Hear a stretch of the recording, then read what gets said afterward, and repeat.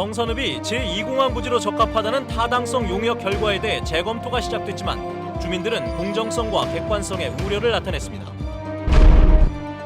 제11대 제주도의회가 의정활동을 시작한 가운데 예멘 난민 대책과 행정체제 개편 문제를 둘러싼 원희룡 도정의 난맥상이 도마에 올랐습니다. 이슈의 핵심 인물을 만나는 뉴스 주민에서는 제주에서 심사를 받고 있는 예멘 난민 신청자 이스마일 씨를 만나봤습니다.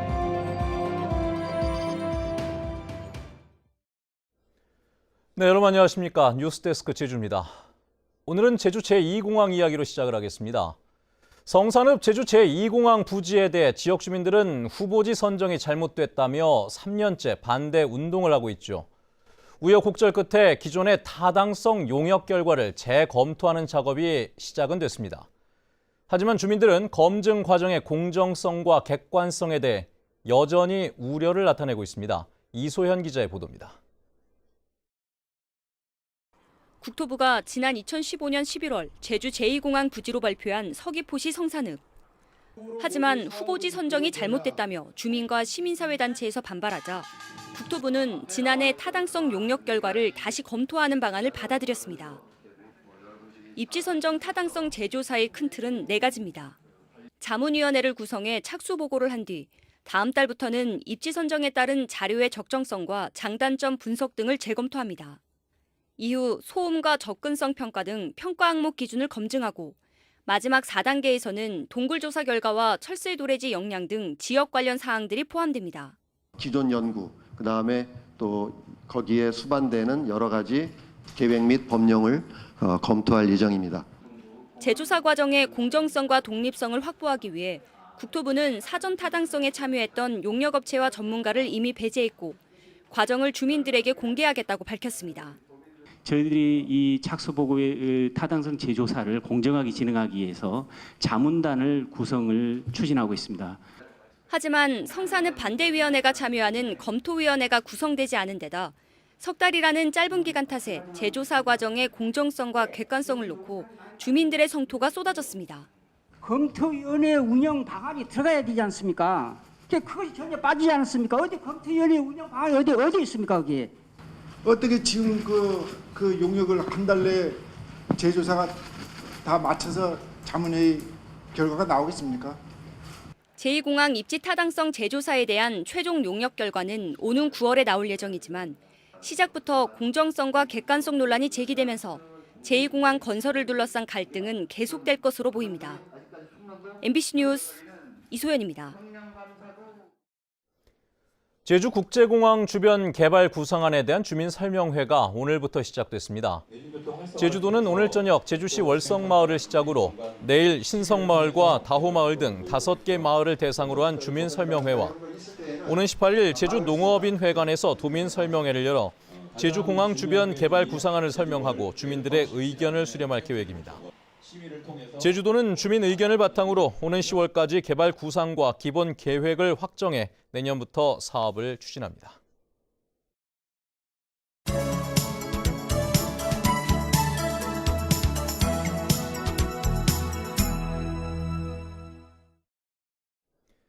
네, 이번엔 저희가 새롭게 준비한 뉴스 주민 시간입니다. 최근 이슈의 핵심 인물을 만나 이야기를 직접 들어보도록 할 텐데요. 오늘은 예멘 난민 한 분을 직접 만나보도록 하겠습니다. 난민 문제는 제주 사회를 넘어 한국 사회의 뜨거운 이슈가 되었죠. 청와대 청원 게시판에는 난민 신청허가 폐지에 70만 명 이상이 서명을 하고 있고 또 한편에서는 과거도 잊은 채 난민조차 품지 못하는 사회냐며 반론이 이어지는 등 끝없는 논란을 부르고 있는 우리 사회의 뜨거운 화두입니다. 이렇게 논쟁은 이어지고 있는데 당사자인 난민의 목소리도 직접 한번 들어보면 어떨까요? 오늘 이슈 주민 첫 시간 예멘 난민 신청자 중에 한 분인 이스마일 씨를 만나보도록 하겠습니다. 김찬년 기자입니다. 이스마일 씨는 예멘에서 이름을 막 알리기 시작한 젊은 기자였습니다. When someone call you and hey, if you will not stop your article, we will kill you or kidnap you. You can say the truth because it's war. And because this we escape to save our life. The refugees application in Malaysia, they didn't accept. There is a building for the UN there. They give you only card. They try to explain this before for you. They only give you a card and go home. After they open Jeju Island for the Yemenis people, it's like, you know, a chance, second chance in the life. 예멘 난민에 대한 의심과 불편한 시선은 오해라며 예멘 현지 상황과 난민들이 처한 현실을 설명했습니다. There is a war happening. Who's fighting in the war? The men. They take a child to the war. What's going on with the young men? They will take them.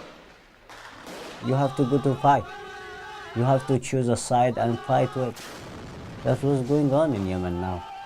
Because there's almost of the people outside Yemen, not only here, not only in Jeju Island. The Yemeni, in his culture, actually, give him work, he will work, he will feed himself. Because there's actually a lot of them, they ask for the work. From the first month they came here, it's not we will stay in South Korea forever, but until now we don't have any choice. No one pay for me, for food, for anything. Give me job, I will feed myself. The other guys of the Yemeni refugees, they find the wallet for Korean people and they take it to the police. No one will do this. I am very sure from this situation, no one will be thief. Even we are hungry. If there's any misbehavior from anyone, it's his mistake, his responsibility. Not the all, not the other, not the religion. The bad people, they are everywhere, in every religion, not only in the Islam. 이스마일 씨는 난민 신청이 거절되더라도 한국에서 받은 친절은 잊을 수 없다며 꼭 고맙다는 말을 하고 싶다고 강조했습니다. I don't have any choice, but I will live and say thank you, Korea, for this time. Thanks for Korea for this time. There is no plan in my mind now. We are only innocent people. We are refugees, actually. Why they fear? I have to, anyone who stand against us, I have to thank them and respect them because this is them country. But they have to know that the humanity is above everything and we are only innocent people and we are only refugees. It's like this. MBC 뉴스 김찬년입니다. 네, 제11대 제주도 의회가 전반기 원 구성을 마무리하고 본격적인 의정 활동을 시작했습니다. 도정 업무 보고에서 예멘 난민 대책과 행정체제 개편 문제가 집중 지적됐다고 합니다. 홍수영 기자입니다. 제주도의 무비자 정책을 이용해 입국한 뒤 난민 신청을 한 예멘인은 483명. 이들의 거주와 취업 등을 놓고 가열된 논란은 첫 도정 업무 보고에서도 이슈로 떠올랐습니다. 자유한국당 김황국 의원은 이들의 불안정한 생계와 거주가 도민 삶에 영향을 끼칠 우려가 있다며 대책을 주문했습니다.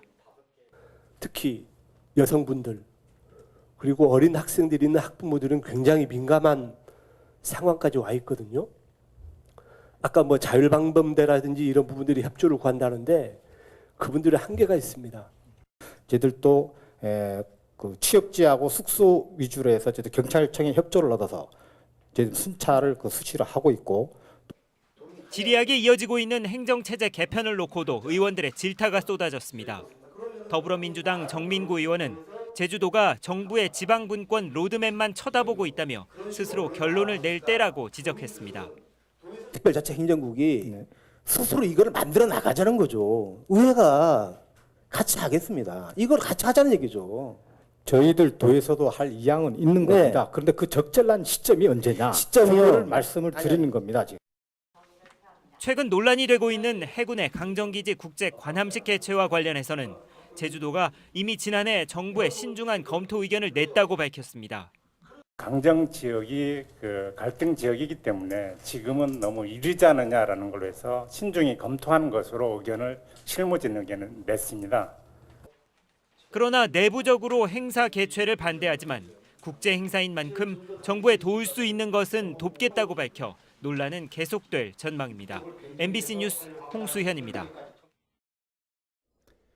제주는 오늘 밤에도 대부분의 지역에서 최저 기온이 25도를 넘어 열대야가 나타나겠다고 기상청은 예보했습니다. 제주 남부를 제외한 전 지역에는 폭염주의보가 발효된 가운데 구자읍 김영리의 한낮 기온이 34.6도를 기록하기도 했습니다. 제주 지역은 당분간 강한 일사와 무더운 날씨, 열대야가 이어지겠습니다. 올해 2학기부터 고등학교 무상급식이 시행되고 모든 학교에는 공기청정기가 설치됩니다. 제주도 교육청은 올해 1차 추경 예산안에 2학기 고등학교 무상급식 예산으로 37억 원을 편성했습니다. 또 미세먼지에 대비해 유치원과 초중고 특수학교 모든 교실에 공기청정기를 보급하기 위해 예산 55억 원을 편성했습니다. 버스 준공영제에 지원되는 예산이 연간 1,000억 원으로 늘었습니다. 제주도는 도내 7개 버스업체의 적자 보전 등 준공영제 시행과 관련해 당초에 산정했던 예산 855억 원보다 140억 원 늘어난 995억 원을 지원할 예정입니다. 지원 예산이 늘어난 것은 임금과 유가 인상, 보험료 증액 등에 따른 것으로 제주도는 일부 적자 노선 버스를 소형 버스로 교체할 방침입니다. 제주지방검찰청은 절대 보전지역으로 지정된 부지에서 불법으로 건물 공사를 한 혐의로 62살 최모 씨를 구속 기소했습니다. 최 씨는 지난해 8월부터 제주시 애월읍 하귀리의 해안도로 옆 부지에서 건축 허가를 받지 않고 무단으로 건물 기초 공사를 한 혐의를 받고 있습니다. 제주해양경찰서는 술을 마신 채 어선을 운항한 혐의로 구좌선적 3톤급 연안 복합어선 선장 52살 김모 씨를 입건했습니다. 김 씨는 오늘 새벽 0시쯤 제주시 김영항 북쪽 1.8km 해상에서 혈중 알코올 농도 0.064%의 음주 상태에서 어선을 운항한 혐의를 받고 있습니다. 뉴스데스크 제주를 마칩니다. 시청해주신 여러분 고맙습니다.